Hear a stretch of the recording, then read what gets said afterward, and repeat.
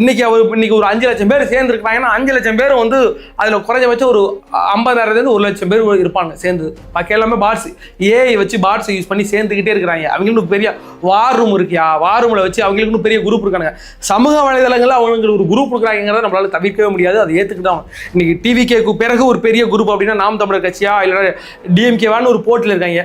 இன்னைக்கு வந்து அதையும் ஈடு கொடுத்து போற அளவுக்கு அண்ணாமலைக்கு ஒரு பெரிய குரூப் இருக்கு. அதை வச்சுட்டு இன்னைக்கு பாட்ஸ் வச்சு இன்னைக்கு ஏற்றிக்கிட்டு இருக்காங்க. இதெல்லாம் நம்பாதீங்க. இத்தனை லட்சம் பேர்லாம் சேர வாய்ப்பே கிடையாது. அது அண்ணாமலை மாதிரியான நாட்கள்லாம் சேர வாய்ப்பு இல்லை. அவங்களுக்குன்னு ஒரு இளைஞர் கூட்டம், ஒரு ஃபேன் பேஸ் இருக்கு. ஆனால் இவ்வளோ அளவுக்குலாம் ஒன்றும் கிடையாது.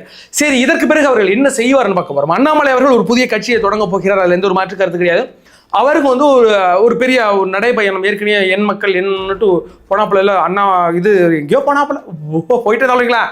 அதே மாதிரியான ஒரு நிறைய சீன் போட்டு நான் மக்களை கவர்றேன் அப்படிங்கிறது அடாதடி அரசியலை பண்ண போறார்.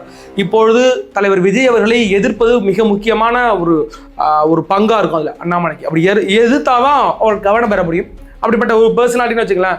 அப்படியே இருக்கும் பட்சத்தில் வர இருக்கின்ற அடுத்த எலெக்ஷன் கண்டிப்பாக 2029 ஒரு எலெக்ஷன் வரப்போகுது அப்படிங்கிறது மேக்ஸிமம் உறுதியாயிட்டுன்னு சொல்லலாம். இந்த ஒரே நாடு ஒரே தேர்தல் அது அமலாச்சுன்னா ஒருவேளை 2029 எலெக்ஷன் வரும்போது அண்ணாமலை எந்த இடத்துல இருப்பார் அப்படிங்கிறது மிக முக்கியமானது.